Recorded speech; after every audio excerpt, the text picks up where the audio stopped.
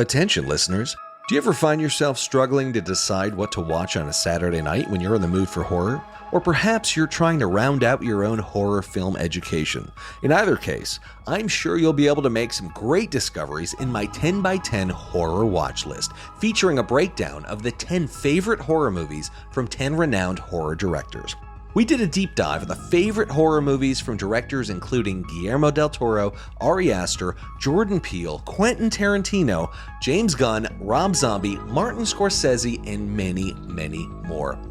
Here you'll find a collection of each director's favorite horror movies, along with quotes about what they appreciated about the films, all in an easy-to-reference PDF that you can download absolutely free. Featuring a mix of well-worn classics and deep cuts, hopefully you'll discover some overlooked gems and look at old classics through new lenses. Download the 10 by 10 horror watch list for free by visiting nicktaylor.com/horror guide. That's nicktaylor.com/horror guide. We're also brought to you by Deadly Grounds Coffee. It's the #1 choice of horror fans worldwide. Nothing starts your day or night better than a delicious cup of Deadly Grounds. Whether you're hunting ghosts or fighting the next zombie apocalypse, any one of Deadly's 30-plus roasts will bring you to caffeine nirvana with the richest flavor you've ever had. Whether you're craving their Hellhound Roast, Witch's Brew, Devil's Night Roast, or Sinful Delight, order online at getdeadly.com for easy and safe shipping right to your door. We know that once you go deadly, you won't go back. Join the Deadly Revolution today. Be bold, be different, be deadly. Deadly Grounds Coffee. Coffee to die for and zombie approved. Get some at getdeadly.com.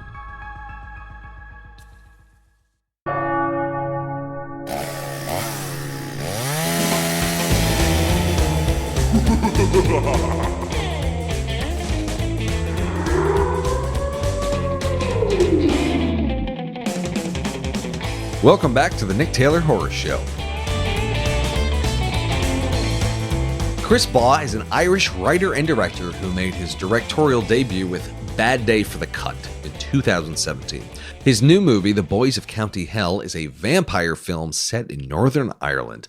I really enjoyed this movie. I'm a big fan of the vampire genre, but prefer edgier and more unique takes on the genre. And this definitely is what Boys of County Hell delivers on. The movie follows a group of road workers who have to survive the night when they accidentally awaken an ancient Irish vampire.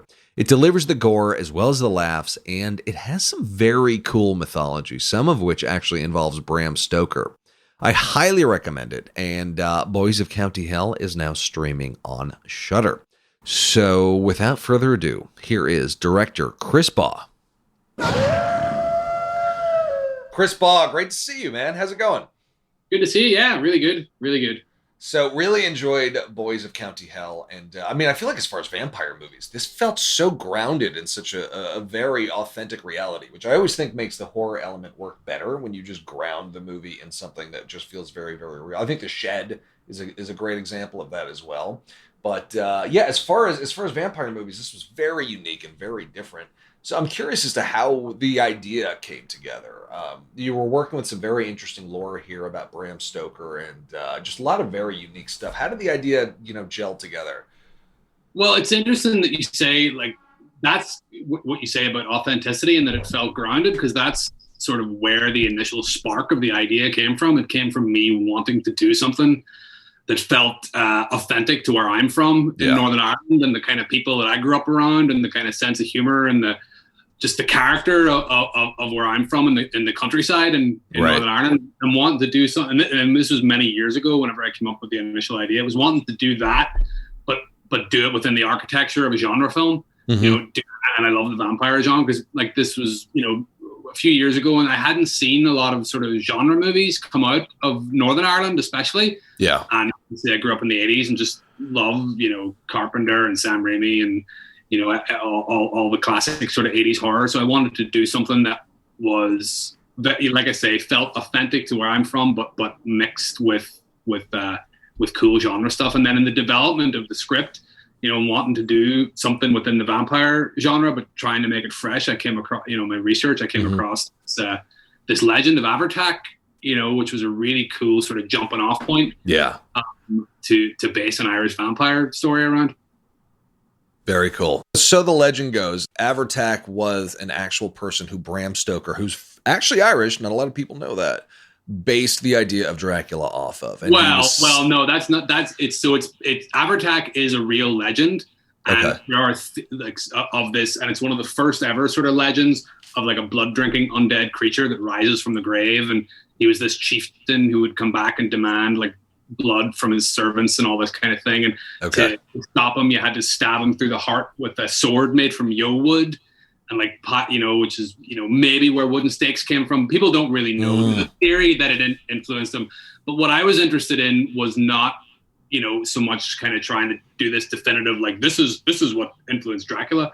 It was more coming from a place of character, where you have this group of characters and they have this legend in their small town, and that's all they have going for them. Right. And they feel kind of pissed off that like no one's giving them the credit that they deserve, even though it may or may not be true. Yeah. So that was what really interested me to come at it from a place of character. And then on top of that, we took the legend of Avertac as like a jumping off point. And what's really cool about the legend was that he can't be killed. He can only be sort of imprisoned in the ground, and you have to grave with stones. And I just thought that was really fun. But we built on top of that as well with our own kind of mythology. As I say, we weren't looking to do something that's like, here's the definitive legend of Avertac. It was taking it as a jumping off point and then sort of trying to build on it ourselves. Very, very cool. And this started off as a short, right? You originally did a short. Yeah, no, 100%. I'd been, making short films and trying to get my first feature made, and this was one of my ideas and one of my scripts. This is about 8 years ago. Yeah. And me and my writing partner, producing partner, Brendan Mullen, we decided we'd go off and make a short film, sort of proof of concept, and expected that we would make that short and like take it and show it to sales agents in Cannes, and they would give us, a couple of $1 million to go and make the feature. That didn't happen, of course, because we were, super naive. But what we did do is we made the short. We met Nigel, who plays Francie. So that was a great sort of find on the short film, and a great working collaboration that came out of that. And then after the short, we continued to develop the script for the feature. And we weren't ready really at that point, I think, to take on the feature because, there's so many effects in it and sort of and that kind of thing. So we went off and made another film called Bad Day for the Cut, which ended up being our first feature film, which starred Nigel. We actually wrote that movie for Nigel. Oh, cool. Yeah. So we wrote that for him because we knew what a great actor he was. And then off the back of Bad Day for the Cut, we were able to finally get Boys from County Hell financed. So it was a long road. But we just kind of kept at it, and because during that time, since the short, we kept developing the script and building it out and all that kind of thing and refining. Yeah. I really loved Bad Day for the Cut. It was just a mean, gritty, but full of heart piece of filmmaking. Could you talk about how you were able to get that off the ground? Like your overall first movie, I feel like for a lot of directors is a big one, being able to raise the financing and all of that. Yeah, of course. Well, we're very lucky in Northern Ireland that we have Northern Ireland Screen, which is like the government film body that finances and helps young filmmakers sort of finance the shorts and developing scripts and all that kind of thing. And they've been very good to us throughout our career. They've financed a lot of our shorts, and we have a really good relationship with them. So after a few shorts, they kind of came to us and they were like, do you guys have a script for this scheme that we're running called the New Talent Focus? Now, what the New Talent Focus is basically Northern Ireland Screen will give a first-time filmmaker the budget of their first movie for like 250, sort of 200 to 250,000, micro budget kind of thing, but enough to make a good movie. So they came to us and they asked us, did we have a project that might fit that scheme? Because, they would like us to put in for it. So me and Brendan said, yes, we did. We didn't actually really have anything but we're like, let's go and write something really quickly that could work for this, and let's write something for Nigel, because Nigel, we knew like low budget filmmaking, a lot of the time you'll run into problems with casting because you don't have enough money and you can't get an actor for like 5 weeks or 4 weeks or whatever, or a really good actor. So we're like, let's take that out of the equation and let's write our first feature for this guy that we know is an amazing actor, and let's tailor the part to him and then build all these other characters around him. So we wrote that first draft, I think, in a month. Oh, wow. And sent it in, and we didn't get in for that year on the New Talent Focus, thankfully. The script wasn't really ready because we wrote it in a month, but then we were able to develop it with Northern Ireland Screen for, you know, a good length of time, and they were, you know, invaluable kind of process with them and really pushed us on the script. So then the next year we were able to they came in to greenlight the movie, basically. So after a year of development, they sort of gave us the budget, and they're like, you know, there you go, guys, go make your movie, and that's sort of how it worked. And as I say, we wrote it. There's a lot in Bad Day for the Cut for that sort of budget. You know, there's a lot of locations, a lot of cast. Again, we wanted to do something that had a sort of action to it and stunts and effects, but we wrote it in such a way that we knew we could do it. You know, everything that we put in the script, we're like, okay, that'll be tricky, but you know, based on the shorts and stuff we done, we knew it was achievable within, and we were working to a set budget. So it was all, you know, written in such a way that it was possible. You know what I mean? Right. Yeah. And I heard you in previous interviews talk about how with Bad Day, you learn how to do big production value elements for a low budget. And it sounded like it really prepared you for Boys of County Hell in a big way. Could you talk about some of the, you know, the lessons learned in terms of doing things that feel high budget, but for a low budget, whether it's action sequences or, you know, effects or anything like that? Yeah. I mean, I'm lucky because I write my own stuff. So it starts for me in the writing, you know, trying to come up with creative sequences. Yeah. And creative, you know, action beats or horror beats or whatever it is that are gonna, you know, it's the creativity hopefully that will make people kind of sit back in the seat, as opposed to trying to do stuff for a high production value or a high budget, you know, a lot of effects and all that kind of thing. But so it starts for me in the writing, you know, what can be done on a budget here, but that will feel new and fresh. Right. That's the hard part, right? Is right. In the script.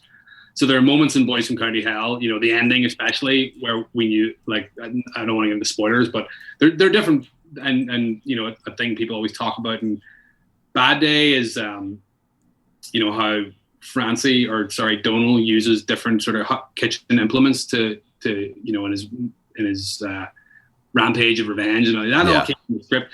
So starting in the script, and then, you know, really for me, it's prep. You know, filmmakers out there is so important, especially when you're working on this kind of budget and shot list and everything and storyboard and everything, and you know, trying to, like, you know, my job is to have the entire crew and my entire team on the same page and know exactly what we're doing day to day, because you have so little time and you don't want to burn time or waste time.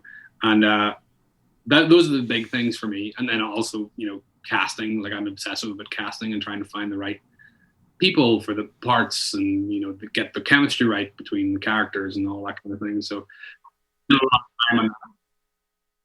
No, I spend a lot of time in that and the casting process as well. Yeah, that was something I wanted to drill down with you a little bit more, because your casting seems just, you know, pitch perfect. With outlandish concepts like vampires and things like that, if you have really good actors, it just grounds the story. But a lot of your actors are not only super talented, but they have such great chemistry amongst each other. I mean, particularly with Boys of County Hell, I mean, it's such an ensemble cast. Could you talk about your approach to casting and your approach to enabling chemistry between the actors that you do have? I mean, how do you arrive at that chemistry? Do you cast for chemistry, or do you put the actors through rehearsals, or, you know, how do you first of all cast right and then ensure that chemistry is there? Casting right, you know, I try to be, you know, I see tapes obviously, but I try to be in the room as much as possible and meet people and chat to them and, you know, give them some direction and read through the scenes different ways and just kind of get a feel for, you know, my chemistry with the actor as well, and just seeing them in person and all that kind of thing. And it is a very intuitive sort of process, but I do try to see people, you know, a couple of times if possible. You know, I'll go back and give them different scenes, and you know, if I can, then I'll see people together. We were able to do that a little bit on Bad Day for the Cut, and not so much in Boys of County Hell. So for me, it's sort of trying, you know, I was seeing everyone separately, so then it's trying to visualize the ensemble in my head, and I'll put pictures together and kind of, watch tapes side by side and just try to get a feel of because I have an idea in my head and Boys from County Hell, that core group was so important, that we were on their side and we liked them and we were with them and we knew, we felt the relationships and the love between them. So, it's a long roundabout answer of just like being really obsessive and lots of sleepless nights and kind of looking at tapes over and over and over again. But then whenever I have made my choice, and I do feel like, again, for the filmmakers out there and the directors, eventually you have to make a choice, and it comes down to that, that instinctive thing, and you hope you make the right one. I feel like I usually get there. Like I usually make the right kind of call whenever it comes to crunch time. And then I do try to see people, do a little bit of rehearsal. Like on Boys from County Hell, I had a day of rehearsal with Jack, who plays Eugene, Nigel, who plays Francine, Claire, Louisa, who plays Claire. And that was just really fun. And again, to see those guys together and, have the crack of kind of going through the script and laughing and joking and talking through like the themes and the ideas and the characters and stuff. But that was it. That was it for rehearsal. Day. Boys, just one day with those three. Yeah. But even then, like they were kind of a the core of the core kind of group. And I could see right away like that there was a connection between the three of them, which was great, and a chemistry and a humor there. And then I was able to get like a table read, just one read through the script with the whole cast together, and even seeing them around the table, whatever it was, like 3-4 days production, it puts my mind at ease slightly, because I'm like, all right, this is going to be fun. Like I can feel there's a chemistry between everyone and a connection between them, and they're getting the laughs and they're buying into what the thing is and all that. So yeah, and I feel like that's such an ingredient that's missing from so many movies, particularly in the horror genre, where you have actors who were just kind of on their own level and they don't really gel together, and it just takes you so out of the reality, and I feel like it just behooves directors so much to get that chemistry right between the actors. And from what I'm hearing, all it takes is, you need the right actors, obviously. But, a day or two of rehearsing and script reading and just making sure everybody's laughing at the same jokes and just getting on that same level is so important for the just cohesiveness and believability of your movie.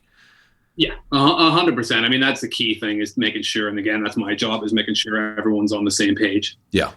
In terms of what it is we're trying to achieve and we're trying to make. And I'll show the actors, separately, like reference films, or like we had cut like a little trailer, like a little sort of sizzle reel trailer together, for sales agents and stuff, which kind of sold the tone of the film. And I'll show them that, and I'll flick through the storyboards and kind of talk through them and act out the scenes. And so they have a real sense of, we're not making a straight ahead drama here. Right.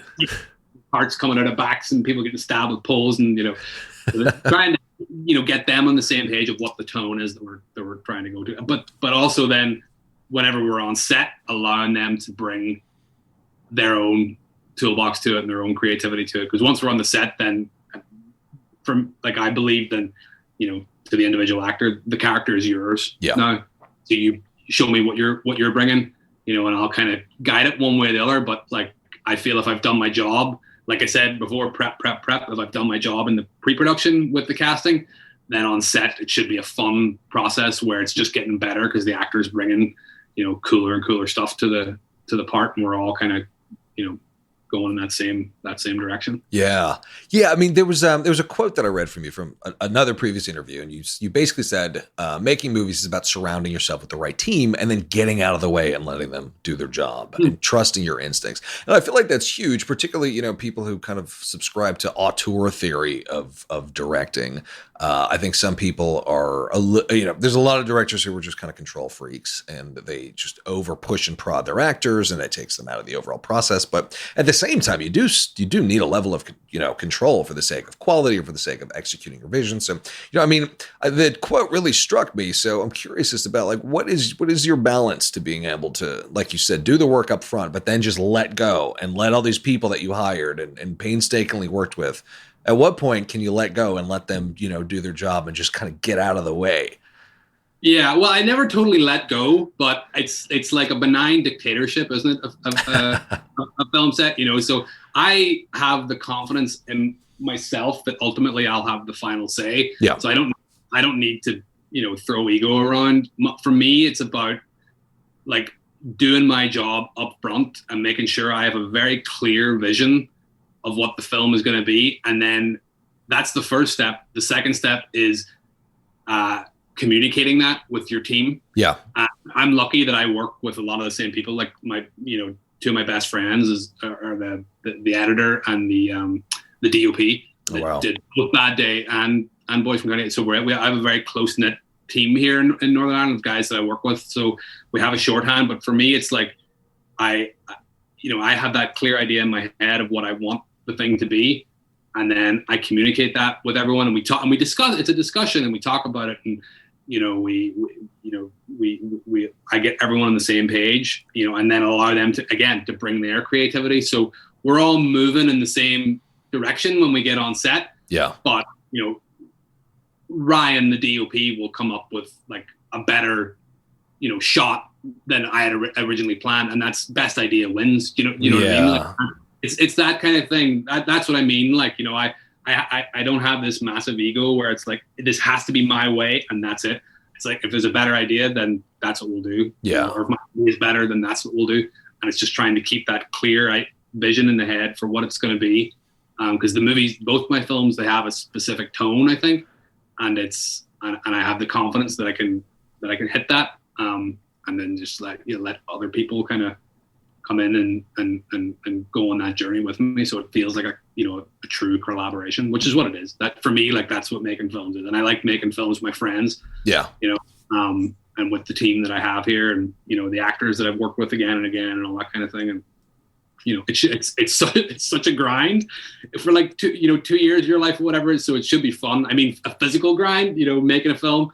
So for me, it's like and long hours and all that kind of thing. So there should be an enjoyment in it. Don't get me wrong, it has to be good as well, but the process should be fun. I mean, for me, that's all right. Yeah, and I feel like it can be as long as you do the work up front, which I think is a real fine balance. Well, speaking of the tones of the movies, I'm curious as to what were the reference films that you showed your actors for County Hell. Oh, I got to think back now.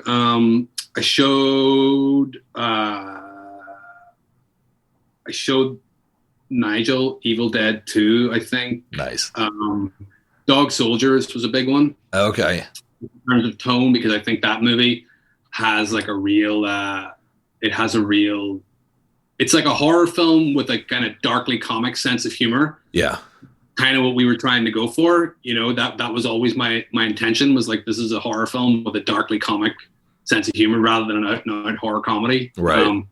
That was sort of always my intention.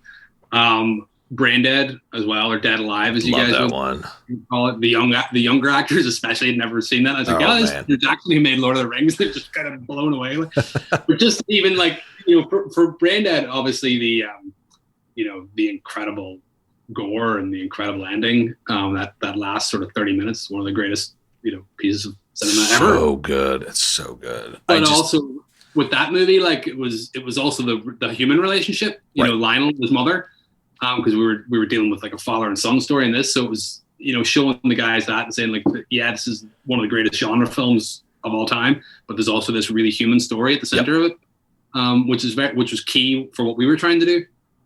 So, but again, and with that stuff, like I think as well, for me, it's like, here's a flavor of, showing the actors sort of like just to give a sense, because we're trying to do our own thing, right? Yeah. But it's just giving people a sort of just a sense of the world that we're in. And a film education, because it sounds like people hadn't seen Brain Dead before, which, to work on a movie like yours, you need to have seen Brain Dead, Evil Dead, all the right ones. Horror comedy is always almost like a touchy subject. A lot of people don't like horror comedies, or they say that they don't work, which I think is absolutely not true. But I feel like with your movie, it didn't feel like a comedy, but there were a lot of laughs in it. But it did have this kind of undercurrent of just lightheartedness, and I'm curious as to what was your approach to the overall the comedic element. It was, for me, like with this one and with Bad Day, it's kind of just trying to be. For me, it's trying to be true to the characters, and trying to create these authentic characters, and then have them react in authentic ways to hyper, over the top situations. And like, so we would laugh, but we were never trying to like hit jokes, I guess. In a way, it was more like the way I told it to the actors was like, these guys will treat killing vampires in the same way that they treat digging holes in the ground or doing overtime. Right. You know, they're going to be annoyed about it. You know, they're going to be like, oh, for fuck's sake, man. You know, that kind of, these roughneck kind of Irish construction workers. Yeah. They're going to treat this, you know, the same way. That was the sort of the tone that I told the actors, and that's what we tried to go for on the set. So it's that human reaction, trying to create authentic human reaction to these over the top situations is what I always try to go for. Throughout the course of your career, were there any books that were particularly helpful to you, either as a writer, as a director, or from a career perspective? And was there any books or resources that were helpful for you? You mean like filmmaking books? Filmmaking books, screenwriting books, anything? Screenwriting books. I mean, I read all the big ones back in the day, probably in college, like Story and Sid Field and all that kind of stuff. But I think the best resource for me in recent years has definitely been like the Script Notes podcast. You know, writing John August, Craig Mazin, because those two guys are obviously top of their game writers and just give the most profound, amazing advice. You know, on a global level, but also on a really kind of nuts and bolts craft level as well. Very cool. So that's they like, I love that. Like I love listening to them, and just listening to filmmakers as well. You know, I think there's so many of those books out there, and so many not to slag off any one individual book, but like write a screenplay and over the holiday kind of thing, all that. And I've always liked listening to the guys who do it. Podcasts and interviews and DVD extras back in the day, whenever they existed. Still do. Just hear it from the horse's mouth. The people who are actually out there doing it and making the good shit that you like, and hearing them talk about it, I think that's my favorite way to kind of, it makes all the sense in the world. Yeah. Well, Chris, it was a whole lot of fun. What is next for you? Next, we have a few things. Nothing really I can talk about. We have a project that we're writing with Legendary at the minute, me and Brendan. Very cool. And we have a couple of other things. And are you sticking with horror or going back to your kind of pulp roots? It's a genre film. Yeah. Kind of with a horror slant to it, but nice. Yeah. Cool. Hopefully there'll be an announcement soon about whatever the next one is, because I want to get back on the set. Yeah, I bet. Well, I'll be looking forward to it, man. Real pleasure talking to you, and huge congratulations on the movie. Really enjoyed the hell out of it, and can't wait to see what you do next, man. Thanks very much, Nick. Really enjoyed talking to you. Cheers, buddy. Thanks.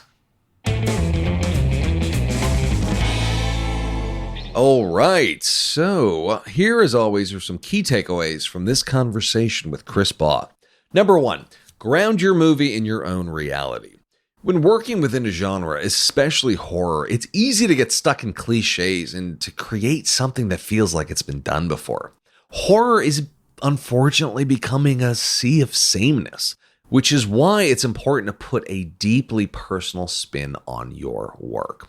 We've never seen a vampire movie set within Northern Ireland, and as a result, Boys from County Hell felt extremely unique and fresh because it had a sensibility and a sense of reality that went beyond verisimilitude and just felt deeply personal.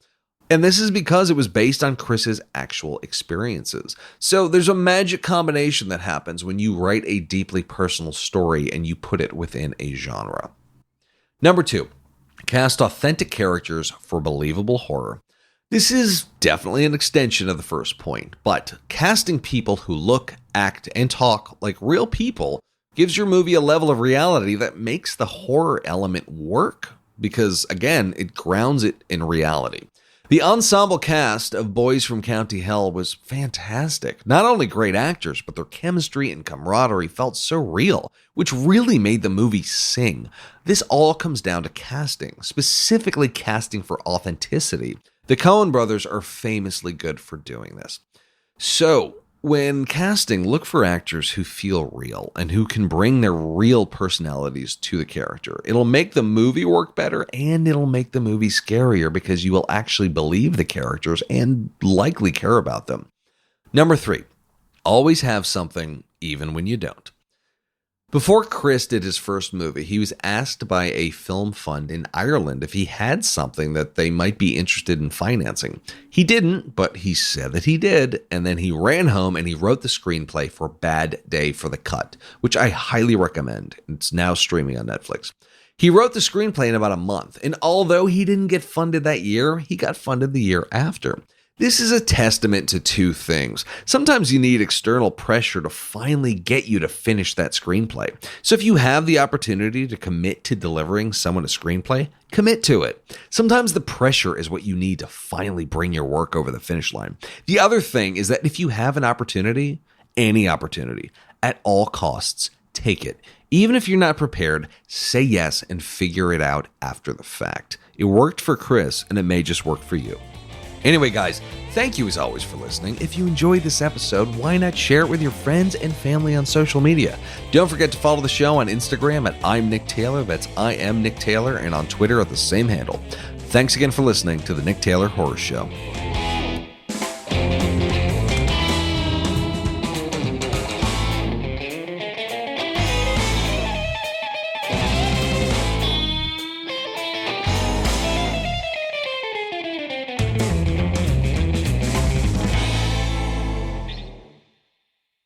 Hey guys, one last thing before you head out. If you haven't already, don't forget to check out my 10x10 horror watch list. How would you like a list of the 10 favorite horror movies of 10 of your favorite horror directors?